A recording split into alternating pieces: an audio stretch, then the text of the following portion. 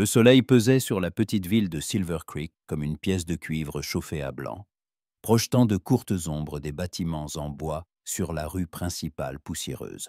Jane McBride essuya son front moite du revers de sa main et regarda l'horloge dans la vitrine du magasin d'Olsen, 3 heures moins le quart. Tommy aurait dû rentrer de la pêche une demi-heure plus tôt.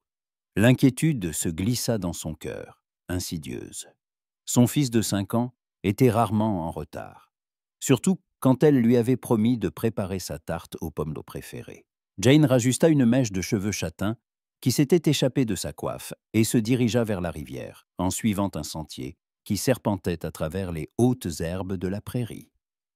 Sa robe de calicot bleu bruissait contre l'herbe sèche et ses bottines en cuir soulevaient de petits nuages de poussière à chaque pas.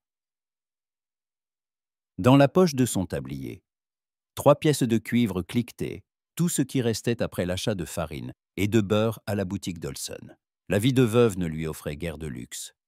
Mais Jane avait appris à trouver de la joie dans les choses simples, le sourire de son fils, l'odeur du pain frais, les soirées tranquilles au coin du feu. La rivière Silver coulait lentement entre les saules et les peupliers, ses œillets chatoyant sous les rayons du soleil de l'après-midi. Jane s'arrêta sur la rive et plissa les yeux, scrutant les fourrés. Où était passé ce garnement? « Tommy !» cria-t-elle, mais seul le murmure de l'eau et le cri lointain d'une buse lui répondirent. L'angoisse lui serra la poitrine plus fort. Le garçon savait nager, son défunt mari, William, le lui avait appris. Mais la rivière était traîtresse à cet endroit.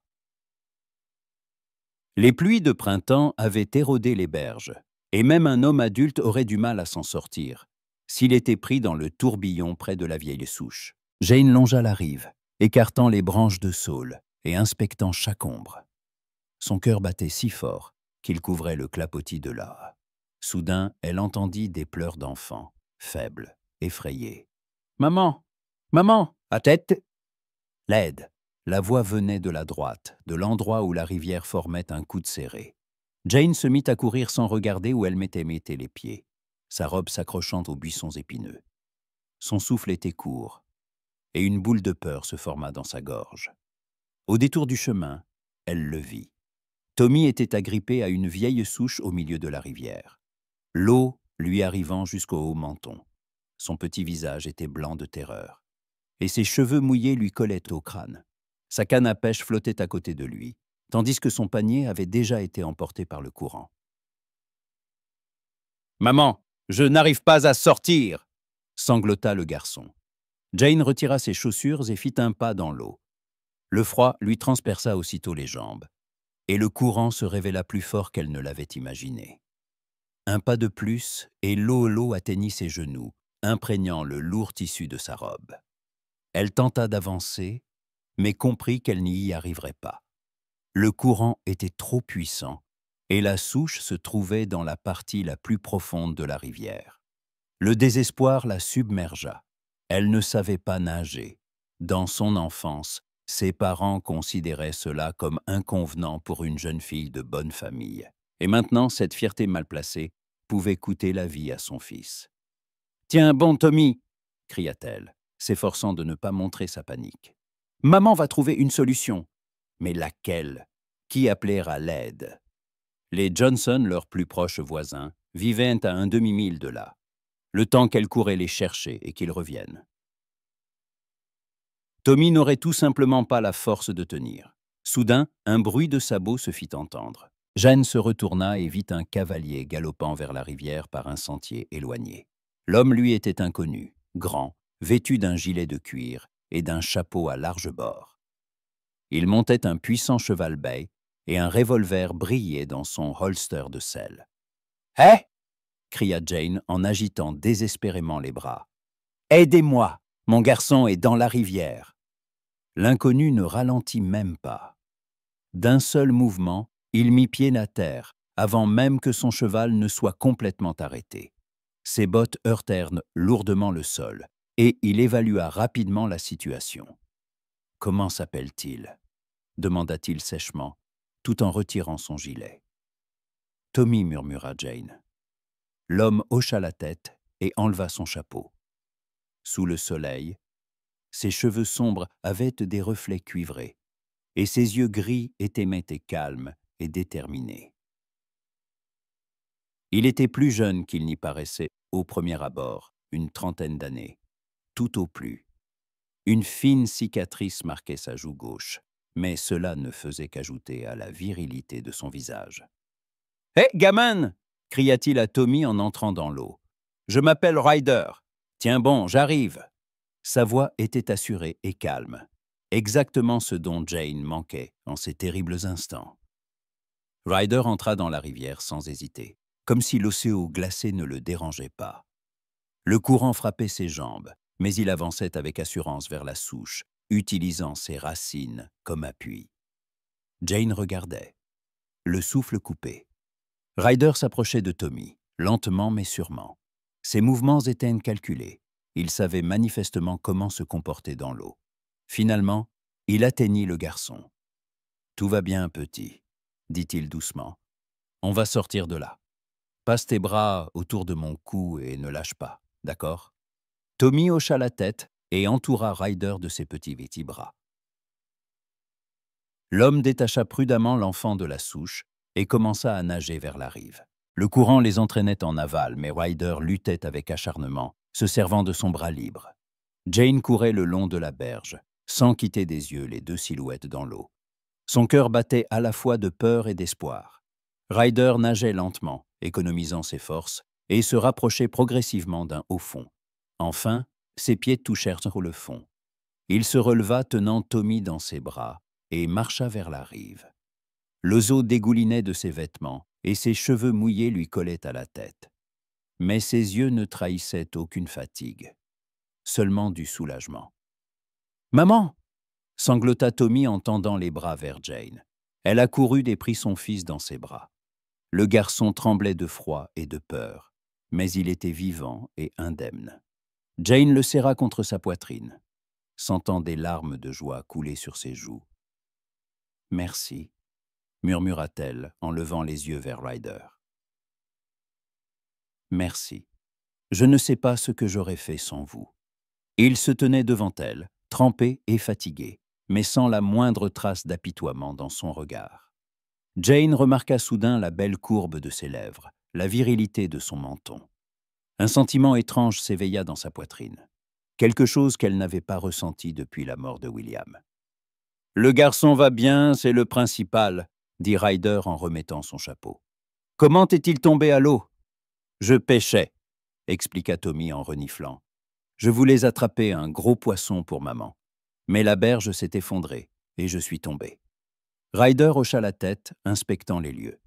En effet, le bord de la rive s'était éboulé, et une trace fraîche de chaussures d'enfant était visible parmi les pierres. « Il faut être plus prudent, » dit-il doucement, posant une main sur l'épaule du garçon. « La rivière est devenue dangereuse après les pluies. La prochaine fois, pêche ailleurs, d'accord ?» Tommy acquiesça en essuyant ses larmes. Jeanne regardait cet inconnu et sentait quelque chose changer en elle. Il avait sauvé son fils sans rien demander en retour. Mais ce qui la frappa le plus, c'est la façon dont il parlait à Tommy, non pas avec condescendance, comme beaucoup d'adultes, mais avec une sollicitude sincère. « Je m'appelle Jane McBride », se présenta-t-elle, « et voici mon fils, Tommy. Nous vivons en ville, j'y tiens une boulangerie. »« Ryder McDonagh », répondit-il en touchant légèrement le bord de son chapeau. « Je suis de passage. » De passage, cela signifiait qu'il repartirait bientôt et qu'elle ne le reverrait jamais. Pour une raison obscure, cette pensée attrista Jane plus qu'elle n'aurait dû. « Où logez-vous » demanda-t-elle. « À l'hôtel Harrison ?» Ryder secoua la tête.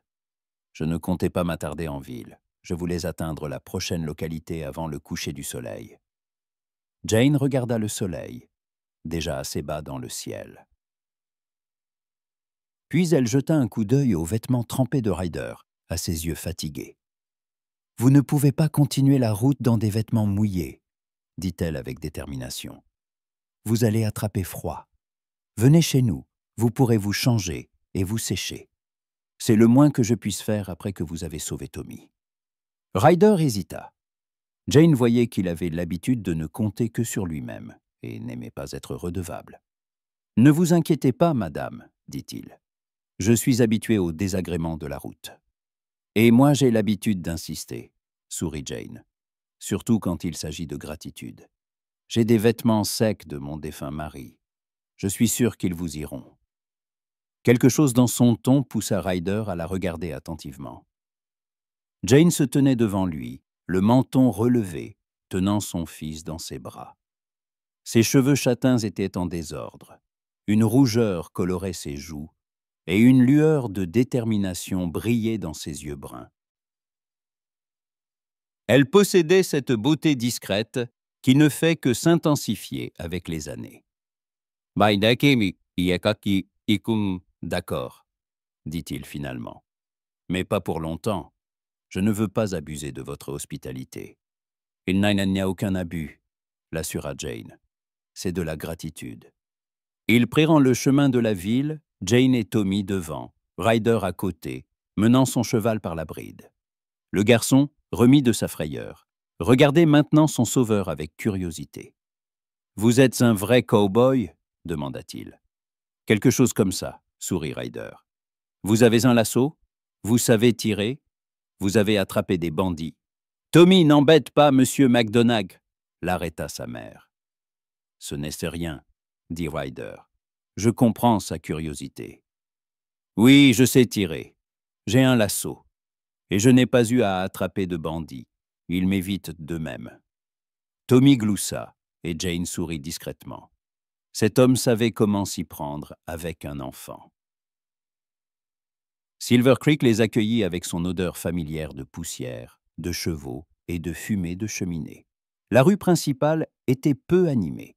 La plupart des hommes travaillaient encore, et les femmes préparaient le dîner. Quelques voisines regardèrent avec curiosité cet étrange cortège. Jane trempait avec son garçon et un inconnu aux vêtements mouillés. La maison de Jane se trouvait dans une rue calme derrière la place principale. Petite mais soignée, avec un jardinet devant le porche et une enseigne. Boulangerie McBride au-dessus de la porte. L'odeur de pain frais flottait encore dans l'air. La fournée du matin s'était bien vendue. « Entrez, » dit Jane en ouvrant la porte. « Tommy, va vite te mettre au sec, sinon tu vas tomber malade. » Le garçon courut dans sa petite chambre, tandis que Jane conduisait Ryder à travers le petit salon, jusqu'à la chambre à coucher. Tout y était simple mais propre, un lit recouvert d'un couvre-lit en patchwork, une commode avec un miroir, un coffre près de la fenêtre. « Les vêtements de mon mari sont dans le coffre, » dit-elle en évitant son regard. « Choisissez ce qui vous convient. Je vais allumer le feu et préparer du thé. » Ryder hocha la tête, et Jane sortit en refermant la porte. Son cœur battait la chamade, à cause de l'émotion vécue ou d'autre chose. Elle n'en était pas sûre. Il y avait un homme dans la maison. Le premier depuis 2 ans, depuis la mort de William. Elle se rendit à la cuisine et se mit à s'affairer près du poêle. Ses mains tremblaient en versant les feuilles de thé dans la théière. « Calme-toi, Jane, » se dit-elle. « Il va juste se changer et repartir. Tu ne le reverras plus jamais. » Mais pour une raison quelconque, cette pensée ne lui apportait aucun réconfort. Une demi-heure plus tard, Ryder sortit de la chambre en vêtements secs. La chemise du défunt William était un peu juste aux épaules et le pantalon un peu court. Mais dans l'ensemble, cela lui allait bien. Jane leva les yeux de sa théière et sentit ses joues à rougir. En tenue d'intérieur, il semblait différent, moins austère, plus familier. « Merci, » dit-il en observant la pièce. « C'est confortable chez vous. »« Asseyez-vous à table, » l'invita Jane. « Le thé est presque prêt. » Tommy sortit de sa chambre, vêtu d'une chemise et d'un pantalon sec, les cheveux encore humides. Il fixa Ryder avec curiosité, comme s'il le voyait pour la première fois. « D'où venez-vous » demanda le garçon en s'asseyant. « Du Texas, » répondit Ryder. « C'est une longue route. »« Et où allez-vous » Tommy l'interrompit doucement sa mère. « Ne pose pas trop de questions. »« Ce n'est rien, » assura Ryder. « Je vais dans le Montana, j'ai des affaires à régler là-bas. » Jane posa la théière et les tasses sur la table, coupa du pain et sortit de la cave une cruche de lait et un pot de miel. Un repas simple, mais qui dégageait une chaleur réconfortante. « Êtes-vous né chez vous marié, monsieur McDonagh ?»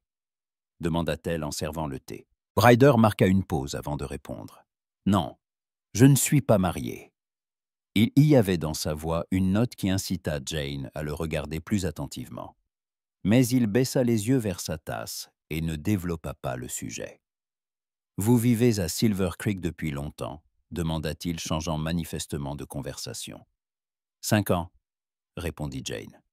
Nous sommes arrivés avec mon mari et Tommy quand il n'avait que quelques mois. William voulait se lancer dans l'agriculture, mais la terre ici n'est pas très fertile. Alors nous avons ouvert la boulangerie. Et où est votre mari maintenant ?» Jane serra sa tasse entre ses mains. « Il est mort il y a 2 ans. D'une pneumonie. Le médecin est arrivé trop tard. »« Je suis désolé, » dit Ryder doucement. Sa voix ne contenait aucune fausse compassion, seulement un regret sincère. Jane hocha la tête, reconnaissante de sa compréhension. « Maman fait le pain et les brioches toute seule maintenant, » intervint Tommy. « C'est la meilleure boulangère de la ville.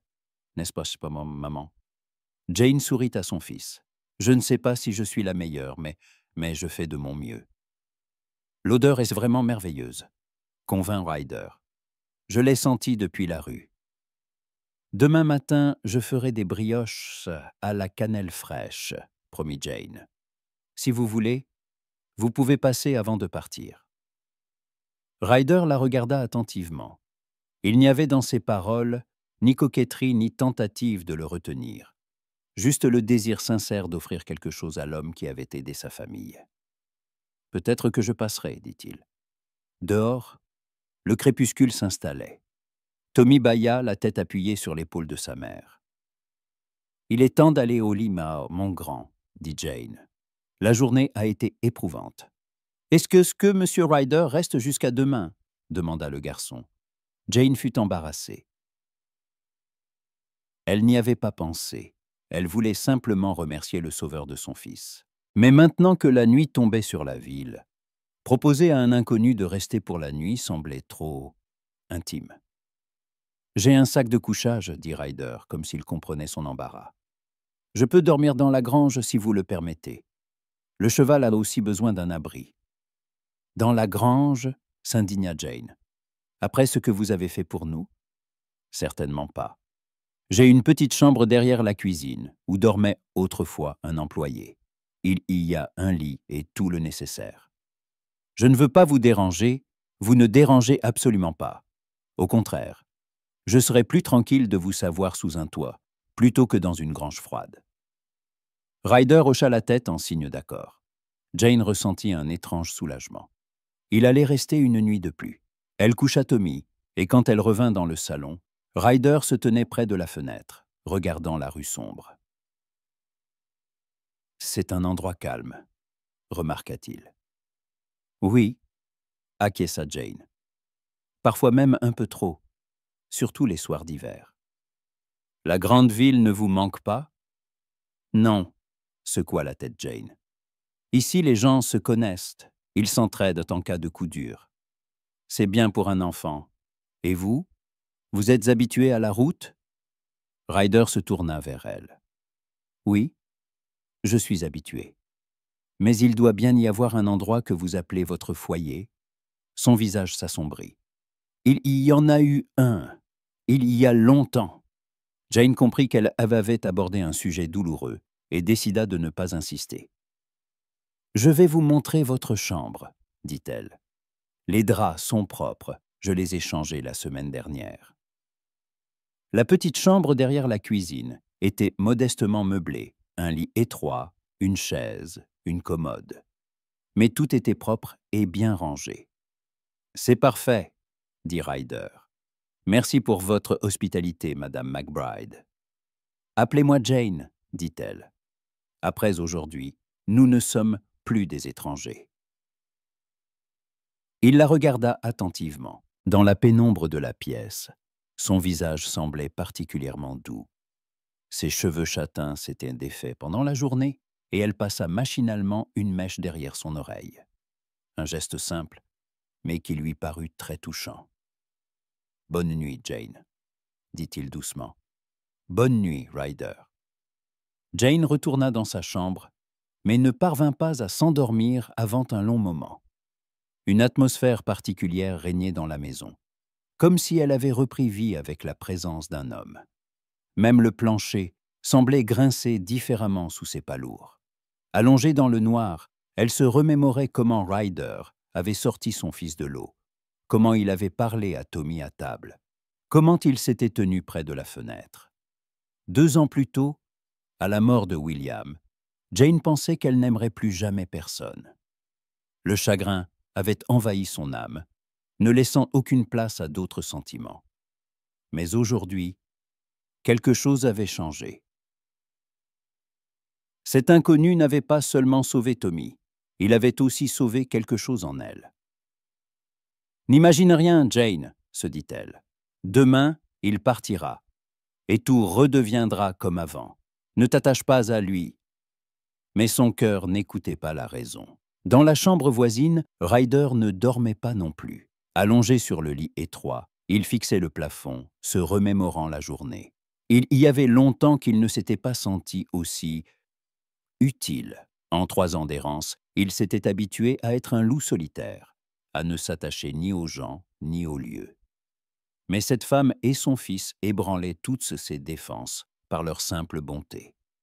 Jane n'était pas comme les femmes qu'il avait rencontrées dans les saloons et les bordels des villes frontalières. Elle possédait une force particulière, non pas brute, mais douce, domestique. Elle pouvait prendre soin d'elle-même et de son fils, tout en restant féminine. Ryder se souvint d'elle, debout sur la rive dans sa robe mouillée, la voix tremblante de peur pour son fils. Puis, le regard reconnaissant qu'elle lui avait lancé quand il lui avait ramené le garçon. Il n'y avait aucun calcul dans ses yeux, seulement une gratitude sincère. « N'y pense pas, » s'ordonna-t-il. « Demain, tu partiras et tu oublieras. Les femmes comme elle ne sont pas pour les hommes comme toi. » Mais sa mémoire lui ramenait obstinément les images de la journée, la chaleur d'un foyer, l'odeur du pain frais, le rire d'un enfant à table, des choses qu'il n'avait jamais eues et n'aurait jamais. Ryder se tourna sur le côté et ferma les yeux. Il restait quelques heures avant l'aube, puis la route l'attendait. Comme toujours. Le matin, Jane se réveilla tôt, comme à son habitude. Le jour commençait à peine à poindre, mais elle était habituée à se lever avant l'aube pour préparer sa fournée, avant l'ouverture de la boulangerie. Enfilant une robe simple et jetant un châle sur ses épaules, elle se glissa silencieusement dans la cuisine. À sa grande surprise, Ryder était déjà réveillé. Il était assis à table, vêtu de ses propres vêtements séchés, et buvait de l'eau à la cruche. « Bonjour, » dit Jane. « Vous êtes matinale. »« L'habitude de la route, » répondit-il. « Il est toujours plus facile de voyager à l'aube. » Jane hocha la tête, essayant de dissimuler sa déception. Bien sûr, il était pressé de repartir. À quoi avait-elle pensé? « Prenez quand même un bon petit déjeuner, » dit-elle. « La route est longue. » Elle commença à pétrir la pâte pour les brioches, et Ryder observa silencieusement ses gestes. Jane travaillait avec rapidité et assurance. On voyait qu'elle l'avait fait des centaines de fois. Ses mains étaient couvertes de farine. Une traînée blanche marquait sa joue. Mais elle semblait heureuse dans cette tâche familière. « Vous aimez faire du pain ?» demanda-t-il. « Oui, » sourit Jane, « c'est apaisant. » Et c'est agréable de voir les gens apprécier ce que vous avez préparé. Vous avez beaucoup de clients? C'est aussi. C'est pour nous nourrir, Tommy et moi. Je n'ai pas besoin de plus. Ryder acquiesça. Il comprenait cette philosophie. Se contenter de peu, mais de l'essentiel. Tommy sortit de sa chambre, encore endormi, mais déjà plein d'énergie. « Monsieur Ryder !» s'exclama-t-il joyeusement. « Vous n'êtes pas parti ?»« Pas encore, » sourit Ryder. « Mais je vais bientôt partir. »« Je peux voir votre cheval ?» demanda le garçon. Bien sûr. Après le petit déjeuner, nous irons à la grange. Jane enfourna une plaque de brioche et se mit à faire frire des œufs et du bacon. Un petit déjeuner simple mais parfumé et nourrissant. Ils étaient assis tous les trois à table, comme une vraie famille, et cela plaisait à Ryder plus qu'il n'était prêt à l'admettre. « Maman, est-ce que Monsieur Ryder peut rester un jour de plus ?» demanda soudain Tommy. Jane fut embarrassée. « Tommy, Monsieur Ryder a des affaires importantes dans le Montana. »« Mais peut-être que ces affaires peuvent attendre, » insista le garçon.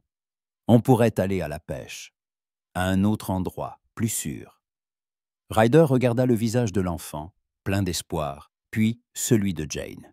Elle ne disait rien, mais il lut dans ses yeux le même désir, qu'il reste encore un peu. « Mes affaires ne sont pas si urgentes, en effet, » dit-il lentement. « Un jour de plus ne fera peut-être pas de mal. » Tommy exulta, et Jane baissa les yeux, essayant de cacher sa joie.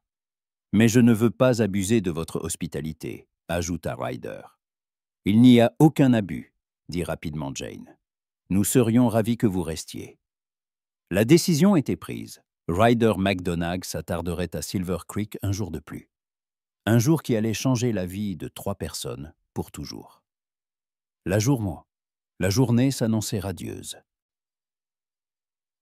Le soleil se levait sur les toits de Silver Creek, dissipant la brume matinale, et l'air embaumait l'herbe fraîchement coupée et la fumée des cheminées. Jane terminait sa fournée du matin et accrochait le panneau, ouvert, à la porte quand elle entendit des voix dans la cour. Tommy était déjà en pleine conversation avec Ryder près de la grange où se tenait le cheval baille. Le garçon caressait doucement le museau de l'animal, tandis que Ryder lui expliquait patiemment comment s'occuper des chevaux. « Ne t'approche jamais par derrière, » disait-il. « Un cheval peut prendre peur et ruer. Fais-lui toujours savoir que tu es là. »« Comment s'appelle-t-il » demanda Tommy. « Stallion, » répondit Ryder, « mais je l'appelle simplement Stan. » Jane sourit en les observant depuis la fenêtre. Ryder était étonnamment patiente avec l'enfant. Peu d'hommes prendraient le temps de donner des explications détaillées à un garçon de 5 ans. Il n'y avait aucune condescendance dans ses gestes ou ses paroles. Il parlait à Tommy comme à un égal. Les premiers clients commencèrent à arriver à la boulangerie. Madame Johnson, une voisine, acheta 2 pains et dévisagea longuement l'inconnu dans la cour. « Qui est-ce avec ton Tommy ?» demanda-t-elle avec une curiosité à peine dissimulée. « Ryder McDonagh » répondit Jane en emballant le pain dans du papier. « Il a sauvé Tommy de la rivière hier. »« Ah, vraiment ?» Les yeux de Madame Johnson s'illuminèrent d'un tel peignant d'intérêt. « Est-il marié ?»« Non. »« Et il reste longtemps en ville ?» ?»« Je ne sais pas, » mentit Jane. Elle n'avait aucune envie de discuter de Ryder avec sa voisine, connue pour être une commère. Madame Johnson jeta un autre regard par la fenêtre et s'en alla, prévoyant manifestement de partager la nouvelle avec les autres habitantes de Silver Creek. Jane soupira. D'ici le soir, toute la ville saurait qu'un inconnu logeait chez elle. Tata. Vers midi, lorsque l'affluence du matin se calma, Ryder entra dans la boulangerie. Il retira son chapeau et regarda autour de lui. La petite boutique était impeccablement propre. Un comptoir en bois clair, des étagères garnies de pains et de viennoiseries. Et dans un coin, un grand four d'où émanait une chaleur agréable. « Ça sent le paradis, ici », remarqua-t-il. « Merci, » sourit Jane. « Voulez-vous goûter une brioche à la cannelle ? Elles sortent tout juste du four. » « Avec plaisir. » Jane prit la brioche la plus dorée et la lui servit sur une assiette. Ryder en prit une bouchée et ferma les yeux de plaisir. « C'est incroyable, » dit-il sincèrement. « Meilleur que dans n'importe quel hôtel où j'ai y séjourné. » Jane sentit une douce chaleur à son compliment. C'était agréable de voir quelqu'un apprécier son travail à sa juste valeur. « Tommy a proposé d'aller à la pêche, » dit Ryder. « Il connaît un endroit sûr en amont. Ça ne vous dérange pas. » Bien sûr que non, mais soyez prudent. Je promets de veiller sur lui. Jane hocha la tête. Elle faisait confiance à cet homme. Il avait déjà prouvé la veille qu'on pouvait compter sur lui dans les moments difficiles.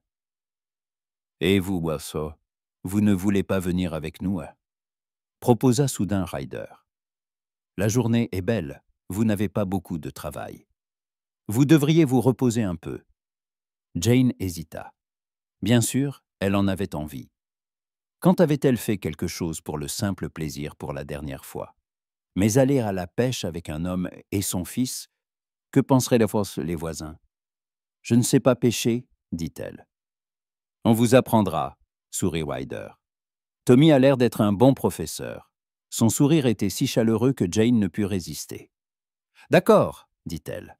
Je viens. Une heure plus tard, ils marchaient le long de la rivière. Tommy devant, sa canne à pêche sur l'épaule. Jane et Ryder à côté, portant un panier de provisions. Jane avait mis sa plus belle robe du dimanche, d'un vert foncé qui faisait ressortir la couleur de ses yeux, et un chapeau à large bord pour se protéger du soleil. « C'est ici !»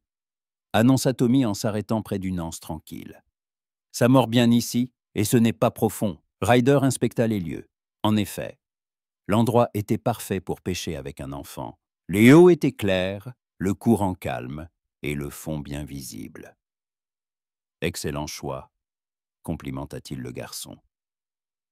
Ils s'installèrent sur la rive. Ryder montra à Jane comment tenir la canne et lancer la ligne. Ses mains couvrirent les siennes un instant pour l'aider à bien saisir la canne, et Jane sentit une étrange émotion à ce contact innocent. « Le plus important, c'est la patience, expliqua-t-il. Le poisson sent la nervosité. »« Et si je le rate ?» demanda Jane. « Alors on essaiera encore. La pêche, ce n'est pas seulement la prise, c'est la tranquillité. » Jane comprit qu'il avait raison. Être assise au bord de l'eau, écouter son doux murmure, sentir la chaleur du soleil sur son visage, tout cela était apaisant. Elle ne se souvenait pas de la dernière fois où elle s'était simplement assise sans penser à rien. « Ça mord !» s'écria Tommy. Ryder l'aida à sortir une petite perche. Le garçon jubilait, comme s'il avait attrapé une baleine. « Maman, regarde! J'ai attrapé un poisson! »« Je vois, mon chéri. Quel joli poisson !» Ils passèrent plusieurs heures au bord de la rivière. Tommy attrapa 2 autres poissons, Jane une petite truite et Ryder une belle perche. Mais le plus important n'était pas la quantité, mais l'atmosphère de calme et de complicité qui régnait entre eux. Quand le soleil commença à décliner, ils firent un pique-nique sur la rive. Jane sortit du panier des sandwichs, des pommes et une cruche de limonade fraîche. Ce simple repas en pleine nature leur parut particulièrement délicieux. « Avez-vous toujours voulu être un cow-boy » demanda Jane, alors que Tommy s'était éloigné pour chercher de jolis cailloux au bord de l'eau. Ryder réfléchit, le regard perdu sur l'eau courante. « Non, pas toujours. Enfant, je rêvais d'être médecin. J'ai même étudié dans une faculté de médecine à Saint-Louis. Qu'est-ce qui vous en a empêché ?» Son visage s'assombrit. La guerre. Puis, les circonstances ont fait que j'ai dû choisir une autre voie. Jane n'insista pas. Il était évident que le sujet était douloureux pour lui. « Et vous ?» demanda Ryder. « Avez-vous toujours rêvé d'avoir une boulangerie ?»« Oh non, rit Jane. Enfant, je voulais être institutrice. J'ai même suivi des cours de pédagogie. Mais j'ai rencontré William, je me suis mariée, j'ai eu Tommy. La vie a choisi pour moi. »« Vous regrettez ?»« Non, » répondit-elle sans hésiter. « Tommy était la meilleure chose qui me soit arrivée. Et j'ai appris à aimer cuisiner. » Il y a quelque chose de magique dans la façon dont de simples ingrédients se transforment en nourriture qui apporte de la joie aux gens. Ryder la regarda attentivement. Il n'y avait ni regret ni amertume dans ses paroles, seulement l'acceptation et l'amour pour ce que le destin lui avait donné. « Vous avez le don de rendre les choses ordinaires extraordinaires, » dit-il doucement. Jane rougit à ces mots. Un silence s'installa entre eux, non pas gênant, mais plein de compréhension. Tous deux sentaient que quelque chose d'important se passait, mais n'osaient pas encore l'admettre. « Maman, Monsieur Ryder !» appela Tommy. « Venez voir, j'ai trouvé une énorme grenouille. » Le moment d'intimité fut interrompu. Mais quelque chose avait changé entre eux. Jane se surprit à observer discrètement Ryder, à remarquer comment il souriait à son fils, comment il maniait habilement la canne à pêche, comment il était élégant en selle. Sur le chemin du retour, Tommy marchait devant, brandissant son poisson et lui racontant une histoire quelconque. Jane et Ryder suivaient en silence, chacun plongé dans ses pensées. « Merci pour cette journée », dit Jane alors qu'ils approchèrent de la maison. « C'est à moi de vous remercier », répondit Ryder. « Il y a longtemps que je n'avais pas passé un moment aussi paisible. » Sa voix gauche était empreinte d'une telle mélancolie que Jane eut envie de le réconforter. Mais que pouvait-elle dire? Elle ne savait presque rien de son passé. Le soir, une fois Tommy couché, ils étaient assis sur le porche à boire du thé.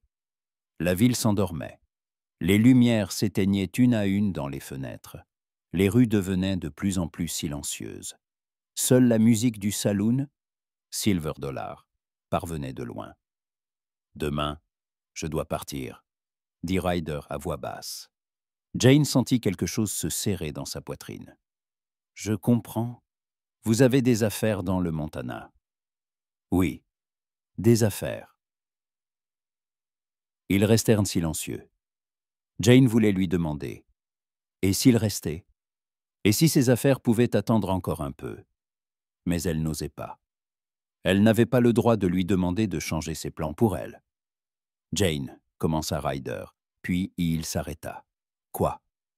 Il se tourna vers elle. Au clair de lune, son visage semblait à la fois sévère et étonnamment vulnérable. « Rien, juste merci, pour tout. » Elle hocha la tête, sa voix la trahissant. Un sentiment étrange grandissait en elle, comme si elle perdait quelque chose d'important qu'elle n'avait même pas eu le temps de vraiment posséder. « Il est temps de dormir, » dit Ryder en se levant. « Je pars tôt demain. »« Bien sûr. Bonne nuit, Ryder. »« Bonne nuit, Jane. » Il disparut dans la maison, laissant Jane seule sur le porche. Les étoiles brillaient dans le ciel noir et un coyote hurla au loin. Une nuit ordinaire à Silver Creek. Mater. Mais pour Jane, cette nuit était spéciale. La dernière où il y aurait dans sa maison un homme qui avait fait battre son cœur plus vite. Elle se leva, entra et ferma doucement la porte à clé. Le couloir était sombre. Seule une faible lueur filtrait sous la porte de sa chambre. Jane s'arrêta, tendant l'oreille. Le silence. Ryder devait se préparer à dormir. Dans sa propre chambre, elle resta longtemps près de la fenêtre, regardant les étoiles. 2 jours plus tôt, elle ignorait même l'existence de cet homme. Et maintenant, elle ne pouvait imaginer comment elle vivrait sans lui. C'est étrange comme on s'habitue vite aux bonnes choses. « N'imagine rien, Jane, » se disait-elle. « C'est un vagabond, un cow-boy errant. Ce genre d'homme ne reste jamais au même endroit. Toi, tu as un fils, une maison, un commerce. Ta vie est ici. » Mais son cœur refusait d'écouter la raison. Dans la chambre voisine, Ryder ne dormait pas non plus. Allongé sur le lit étroit, il fixait le plafond, se remémorant la journée. La pêche, le pique-nique, les conversations tranquilles avec Jane. Quand s'était-il senti si calme et, chez lui pour la dernière fois? 3 ans plus tôt, en quittant le Kansas, il s'était juré de ne plus jamais s'attacher à personne. Il est trop douloureux de perdre ceux qu'on aime. Mais cette femme et son fils brisaient toutes ces défenses par leur seule bonté. Jane ne posait pas de questions inutiles sur son passé. N'essayait pas de découvrir d'où venait la cicatrice sur sa joue ou pourquoi il parcourait les routes seul. Elle l'avait simplement accepté tel qu'il était.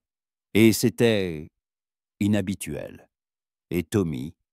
Ryder sourit dans le noir en se souvenant du sérieux avec lequel le garçon expliquait les règles de la pêche à une grenouille. L'enfant n'avait pas de père. Mais Jane l'élevait bien, bon, curieux, courageux. Ils ont besoin d'un homme à la maison, pensa Ryder. Un homme bien, qui les aimera et prendra soin d'eux, mais pas moi. J'ai trop de sang sur les mains et trop peu d'avenir devant moi. Demain, il partirait. Et il oublierait ces 2 jours à Silver Creek. Ce serait mieux pour tout le monde. Mais quand il s'endormit enfin, il rêva de cheveux châtains sous le soleil et d'un rire d'enfant au bord de la rivière. Le matin, Ryder se réveilla avant l'aube. L'habitude de la route, ne pas s'attarder, ne pas s'attacher, toujours être prêt à partir. Il rassembla rapidement ses quelques affaires, s'habilla et sortit dans la cour. Stan hennit de joie en voyant son maître. Ryder caressa l'encolure du cheval et commença à le seller. La maison était silencieuse. Jane, Essie et Tommy dormaient encore. Mieux valait partir ainsi, sans longs adieux ni explications. Il avait déjà le pied à l'étrier, lorsque la porte de la maison s'ouvrit doucement. Jane apparut sur le porche dans sa robe de chambre, un châle sur les épaules. Ses cheveux étaient tressés, et son visage portait encore les traces du sommeil. « Vous partez ?» demanda-t-elle doucement.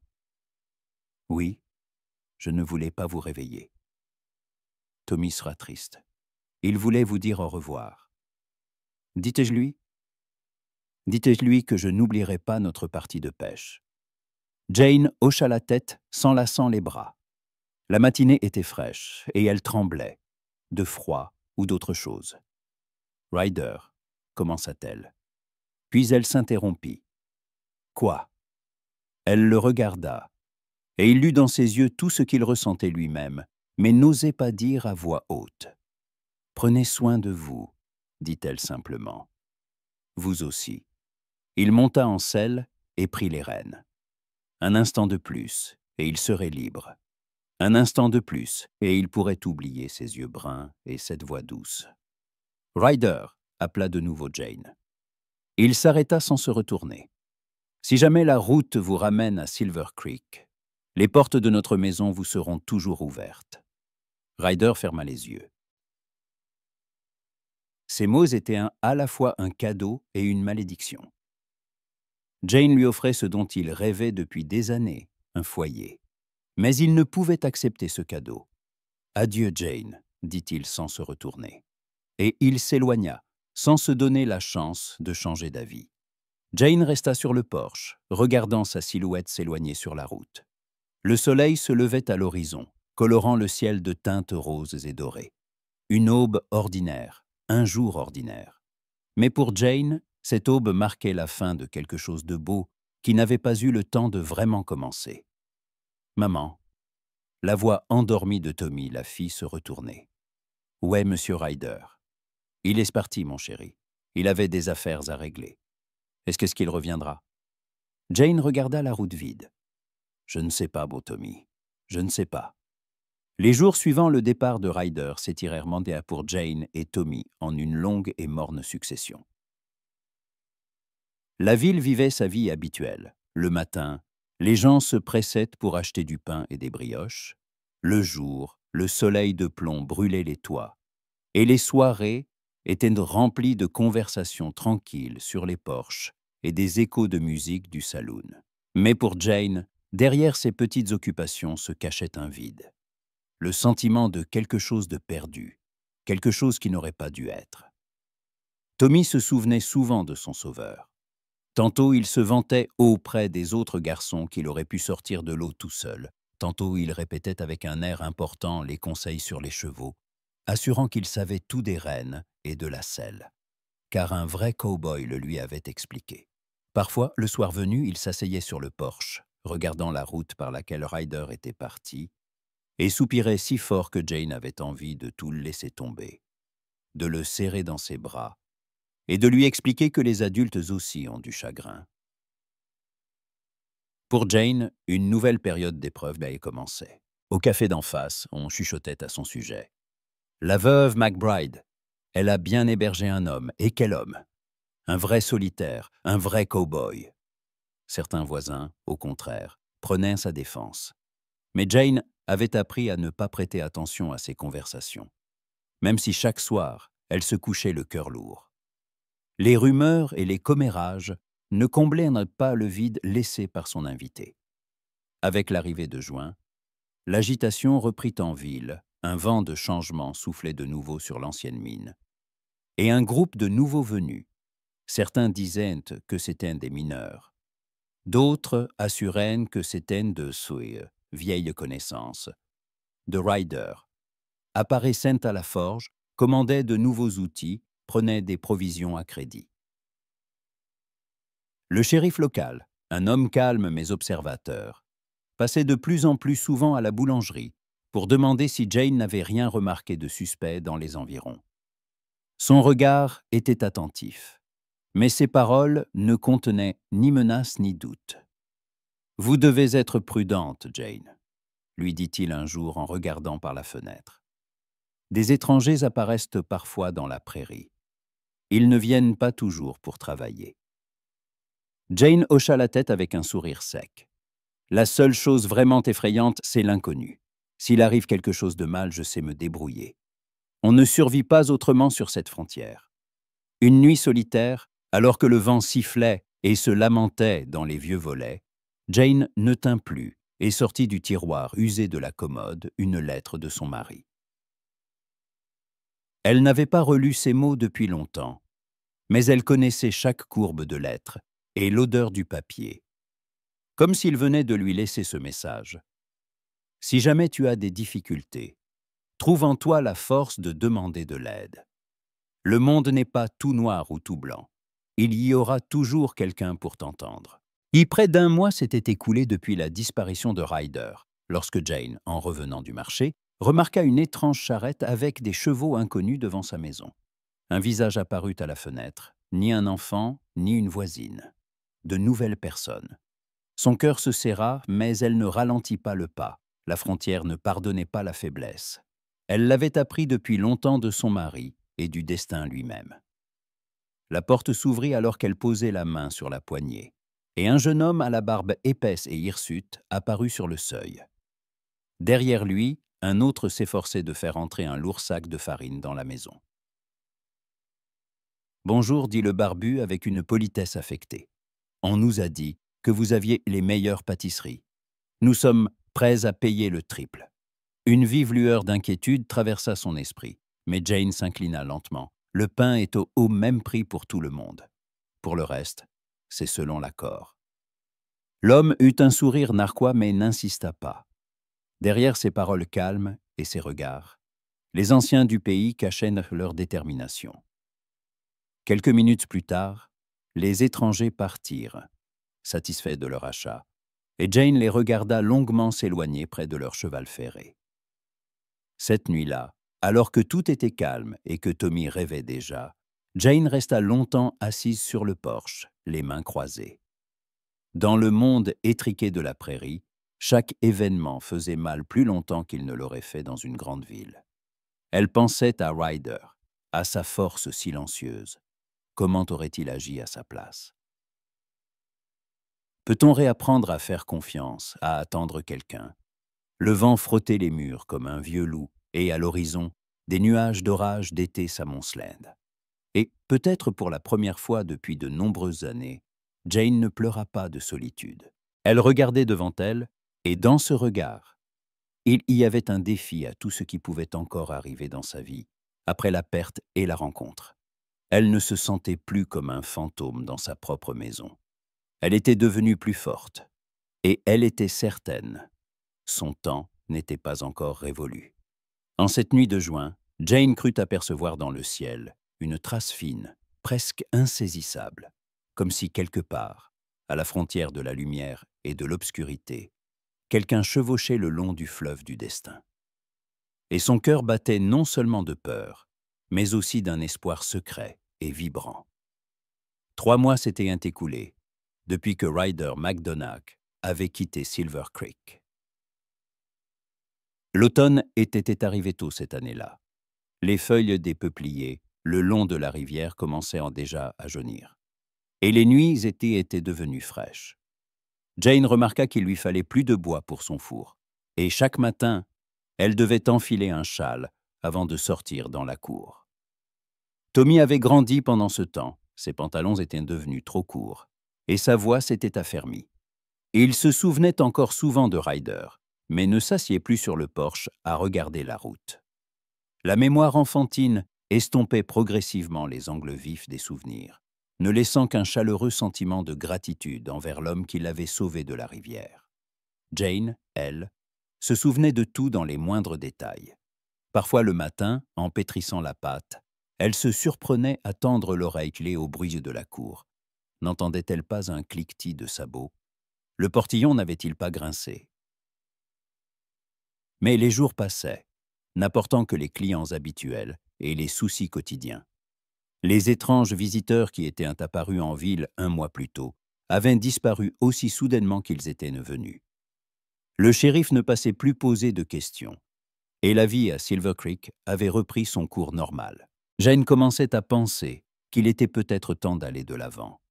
Non pas au sens propre, bien sûr, mais mentalement. Peut-être fallait-il cesser d'attendre celui qui ne reviendrait jamais. Ce soir d'octobre, Jane fermait la boulangerie plus tard que d'habitude. Elle avait dû terminer une commande pour le mariage de la fille de M. Harrison. Tommy dormait déjà et elle nettoyait encore les moules et la farine sur le comptoir. Le crépuscule tombait et les rares passants se hâtaient de rentrer chez eux. Soudain, la porte de la boulangerie s'ouvrit brusquement. Jane leva la tête, prête à expliquer à un client attardé qu'elle était fermée. Mais les mots restèrent coincés dans sa gorge. Sur le seuil se tenait Ryder McDonagh. Il semblait fatigué et amaigri. Sa veste en cuir était couverte de la poussière de la route. Sa manche gauche portait une pièce, et des ombres cernaient ses yeux. Mais son regard était le même, gris, calme, attentif. « Bonsoir, Jane, » dit-il doucement.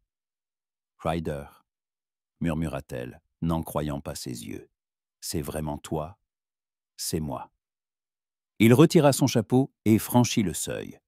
Jane remarqua qu'il boitait légèrement de la jambe droite. « Tu es blessé ?» demanda-t-elle en faisant instinctivement un pas vers lui. « Une vieille blessure. Rien de grave. Mais pourquoi es-tu... Comment ?» Jane ne trouvait pas ses mots. « Je pensais que tu étais parti pour toujours. » Ryder posa son chapeau sur le comptoir et la regarda longuement. « J'ai essayé de partir pour toujours. Je suis allé jusqu'au Montana, j'ai réglé mes affaires. Puis je suis parti en Californie, puis au Nevada. Mais où que j'aille, quoi que je fasse, je n'ai cessé de penser à vous, à Tommy et toi. » Le cœur de Jane s'accéléra.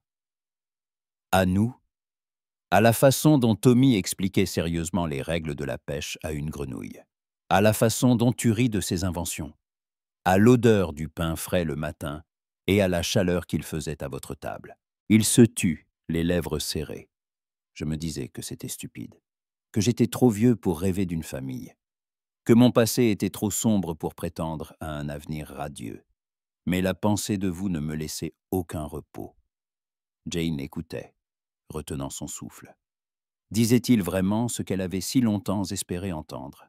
« Il y a 3 jours, j'ai fait demi-tour, » continua Ryder. « Pendant tout le trajet, j'ai réfléchi à ce que je dirais, à comment j'expliquerais mon retour. Et maintenant, je suis là, et je ne sais pas par où commencer. »« Commence par dire que tu as faim, » dit Jane, sentant les larmes lui monter aux yeux, « et que je peux te donner à manger. » Ryder sourit, pour la première fois depuis son apparition. « J'ai très faim, Jane, et pas seulement de nourriture. » Elle ferma rapidement la porte de la boulangerie à clé et accrocha le panneau, fermé. Puis elle prit sa main, cette main si familière et forte, et le conduisit vers la maison. « Tommy sera ravi, » dit-elle. « Tu lui as tellement manqué. Vous nous avez manqué à tous les deux. Et moi qui pensais que vous m'aviez oublié. » « Oublié ?» Jane s'arrêta et le regarda. « Ryder, j'ai pensé à toi tous les jours. Chaque soir, j'espérais entendre un cliquetis de sabots dans la cour. même quand je me disais que c'était insensé. Il se tenait sur le porche, sous la lueur de la lune. Ryder leva la main et lui toucha doucement la joue. « Jane, je dois te dire quelque chose. Avant que nous entrions, avant que tu me laisses de nouveau faire partie de votre vie. » « Quoi ?»« Mon passé, il n'est pas sans nuages. J'ai fait des choses dont je ne suis pas fier. J'ai tué des hommes, à la guerre et après. J'ai porté l'étoile de Marshall, mais je n'ai pas toujours suivi la loi à la lettre. Et il y a des gens qui pourraient un jour venir me chercher. » Jane l'écouta attentivement. « Tu penses que ça va me faire peur ?»« Ça devrait, pour ta sécurité et celle de Tommy. »« E. Ryder, dit-elle sérieusement. Sur la frontière, tout le monde a un passé, certains sombres, d'autres lumineux. Ce qui compte, ce n'est pas qui tu as été, mais qui tu veux devenir. Et qui est-ce que je veux devenir? C'est à toi de décider. Mais si tu veux faire partie de notre famille, nos portes te sont toujours ouvertes. » Ryder ferma les yeux et l'attira contre lui. Jane sentit l'odeur du cuir et de la route, entendit les battements de son cœur. C'était cette étreinte qu'elle avait attendue pendant 3 mois. « Je veux rester, » murmura-t-il dans ses cheveux. « Je veux me réveiller chaque matin à tes côtés et écouter chaque soir Tommy raconter ses aventures. Je veux t'aider à la boulangerie et apprendre aux garçons à monter à cheval. Je veux être l'homme que vous méritez. Alors reste, » dit Jane en levant son visage vers lui. « Reste, tout simplement. » Et lorsque leurs lèvres se rencontrèrent donc sous le ciel étoilé du Far West, Jane comprit que sa longue attente était enfin terminée. Ryder n'était pas seulement revenu à Silver Creek, il était rentré à la maison. Le matin les accueillit avec les doux rayons du soleil filtrant à travers les rideaux de la chambre. Jane se réveilla la première, comme d'habitude.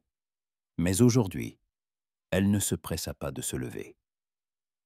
À côté d'elle, à la place restée vide pendant 2 longues années, dormait Ryder. Son visage, dans la lumière matinale, semblait plus jeune, apaisé. Sa main droite reposait sur la couverture, et à son annulaire brillait une simple alliance en or, la même que celle qu'elle portait. 10 mois s'étaient écoulés depuis ce soir d'octobre où Ryder était revenu. 6 mois d'une nouvelle vie, pleine de petites joies et de grands changements. Il n'était pas seulement resté à Silver Creek, il en était devenu une partie intégrante. Il aidait à la boulangerie le matin, lorsqu'il fallait pétrir de grandes quantités de pâtes. Il réparait tout ce qui se cassait dans la maison et construisait de nouvelles étagères pour l'assortiment grandissant de pâtisseries. Et surtout, il était devenu un père pour Tommy. Le garçon s'était épanoui sous l'attention de Ryder. Il avait appris à sceller correctement un cheval, à tirer avec précision à la fronde et à faire un feu de camp. Mais le plus précieux n'était pas dans ses compétences, mais le calme et la confiance que la présence d'un homme aimant donne à un enfant. Tommy n'était plus le garçon anxieux qui craignait que sa mère ne disparaisse aussi de sa vie. Il était maintenant simplement un enfant heureux de 7 ans. Le mariage eut lieu en février, une cérémonie simple et familiale, dans la petite église de Silver Creek. Jane portait sa plus belle robe, d'un bleu foncé avec un col en dentelle, et Ryder un nouveau costume commandé chez le tailleur. Tommy se tenait à leur côté en tant que témoin, sérieux et important. Lorsque le pasteur prononça les mots sacrés les unissant, Jane sentit qu'elle était enfin complète. La ville accueillit leur union de diverses manières. Les anciens, qui connaissaient Jane depuis son arrivée avec son premier mari, approuvèrent son choix. Ryder s'était révélé être un homme fiable, travailleur, honnête, attentionné. Les jeunes femmes l'enviaient secrètement. Rares étaient celles qui avaient la chance de trouver 2 fois un homme bien. Et les commères comme Madame Johnson chuchotaient que la veuve McBride s'était consolée bien vite, mais leur voix s'estompait de mois en mois. Les affaires de la boulangerie marchaient mieux que jamais.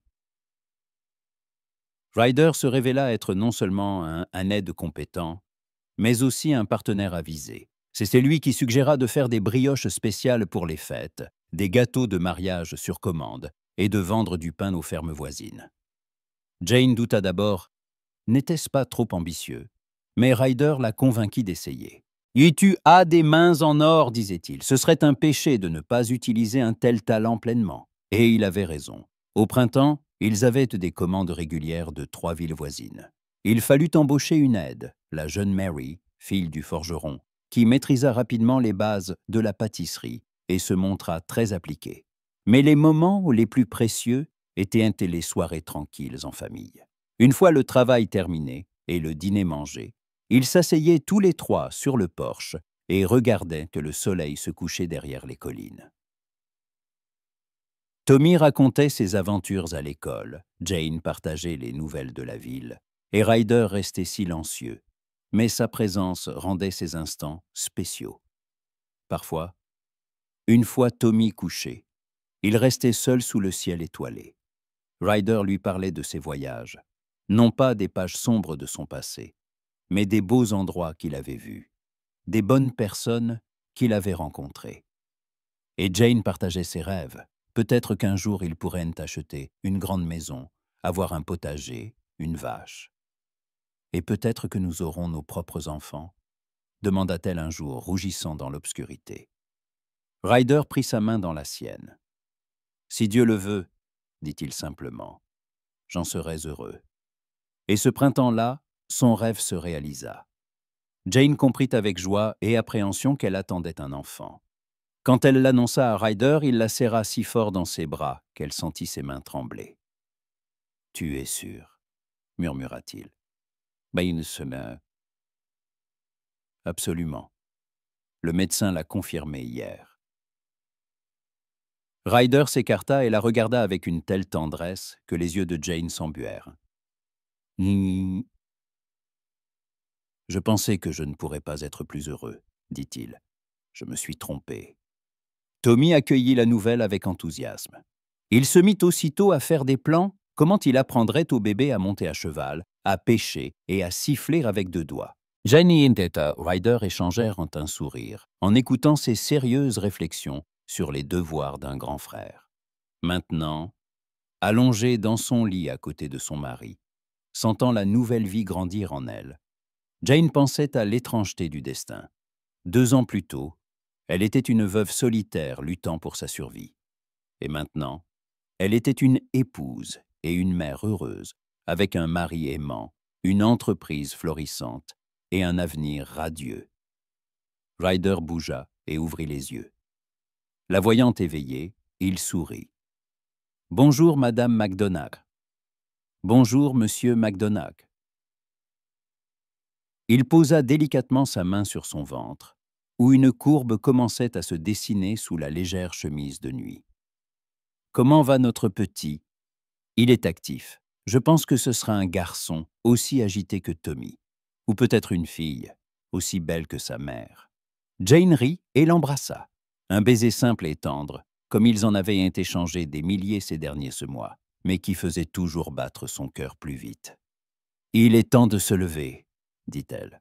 « Mary arrive dans 1 heure et je n'ai pas encore commencé à pétrir la pâte pour les brioches du matin. »« Encore 5 minutes, » demanda Ryder en la serrant plus fort. « Soyons juste mari et femme, pas des boulangers. » Jane se blottit contre lui. Dehors, Silver Creek commençait à s'éveiller. On entendait les voix des passants matinaux, les aboiements des chiens, le claquement des sabots sur les pavés. Un matin ordinaire dans une petite ville de la frontière. Mais pour elle, c'était le matin d'une nouvelle vie, qui devenait chaque jour plus belle. « Je t'aime, » murmura-t-elle. « Moi aussi, » répondit Ryder. Plus que les mots ne peuvent le dire. Quelques minutes plus tard, ils se levèrent et se mirent à leurs tâches habituelles.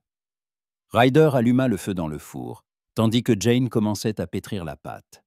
Des gestes rodés, coordonnés, comme dans une danse bien réglée. Bientôt, Tommy apparut, endormi et ébouriffé, réclamant son petit déjeuner et de l'attention. « Quand mon petit frère naîtra, il pourra aider à la boulangerie, » demanda-t-il en mâchant une brioche chaude. Pas tout de suite, rit Jane.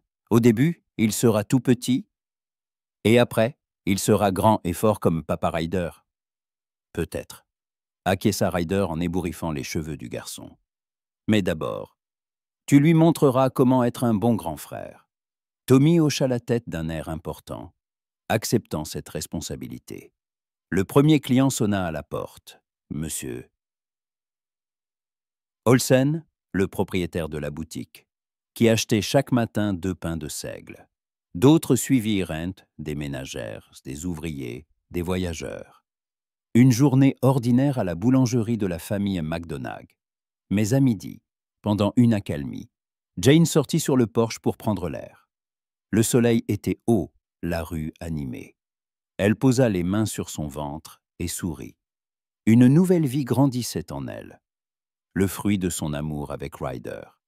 Et à côté jouait Tommy, qui appelait maintenant Ryder qu'à papa, sans aucune contrainte. Au loin, près de la rivière où tout avait commencé, l'eau scintillait. Cette même rivière qui avait failli lui prendre son fils, mais qui avait amené dans leur vie l'homme qui deviendrait son destin. Jane y pensait souvent. À quel point la frontière entre la tragédie et le bonheur est mince. À quel point la vie peut basculer de manière inattendue. « À quoi tu penses ?» demanda Ryder en la rejoignant. « À la façon dont tout a changé depuis le jour où tu as sauvé Tommy. »« C'est toi qui m'as sauvé, » dit-il sérieusement. « Tu m'as donné un foyer, une famille, un sens à ma vie. Avant de te rencontrer, je ne faisais qu'exister. Maintenant, je vis vraiment. » Jane prit sa main, une main forte, calleuse, celle d'un homme qui savait travailler, protéger et aimer.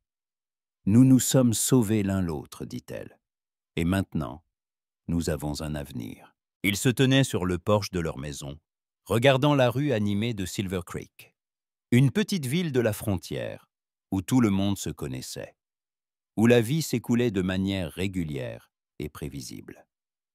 Mais pour eux, c'était le plus bel endroit sur Terre, parce qu'ici, ils s'étaient trouvés et avaient ainsi fondé une famille. Le soir, une fois le travail terminé et le dîner mangé, ils étaient de nouveau assis sur le porche, à 4 maintenant, en comptant le bébé dans le ventre de Jane. Tommy racontait sa journée d'école, Ryder sculptait un jouet en bois pour le futur enfant, et Jane tricotait de minuscules chaussettes. « Maman, dit soudain Tommy, tu te souviens quand je suis tombé dans la rivière ?»« Bien sûr, mon chéri. Et si Papa Ryder ne m'avait pas sauvé, que se serait-il passé ?» Jane et Ryder échangèrent un regard. Comment expliquer à un enfant que la vie ne tient parfois qu'à un fil, que le destin peut changer en un instant? « Je ne sais pas, » répondit honnêtement Jane. « Mais il t'a sauvé, et maintenant nous sommes tous ensemble. » « Et Papa Ryder ne partira plus jamais ?»« Jamais, » dit fermement Ryder. « Je suis à la maison, pour toujours. » Tommy hocha la tête, satisfait, et retourna à ses jouets. Et Jane regardait les étoiles apparaître dans le ciel qui s'assombrissait, remerciant le destin pour tout, pour la douleur et la joie, pour les pertes et les retrouvailles, pour le long chemin qui les avait tous menés à cet instant. Le fleuve du destin poursuivait son cours, mais maintenant, il les emportait tous dans la même direction, vers un avenir radieux qu'ils construiraient de leurs propres mains et rempliraient de leur amour. 5 ans plus tard, la boulangerie McDonagh était la plus réputée de la région. Jane et Ryder eurent 2 autres enfants, une fille, Rose, et un fils, William, nommé en l'honneur du premier mari de Jane. Tommy était devenu un adolescent responsable qui aidait à l'entreprise familiale et rêvait d'ouvrir un jour son propre magasin.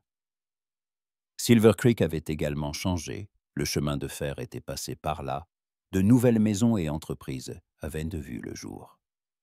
Mais la famille McDonagh en restait le cœur.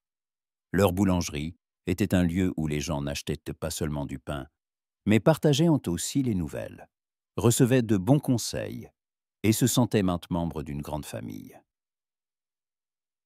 Et le soir, une fois les enfants endormis, Jane et Ryder s'asseyaient toujours sur le porche, se tenant la main et regardant les étoiles.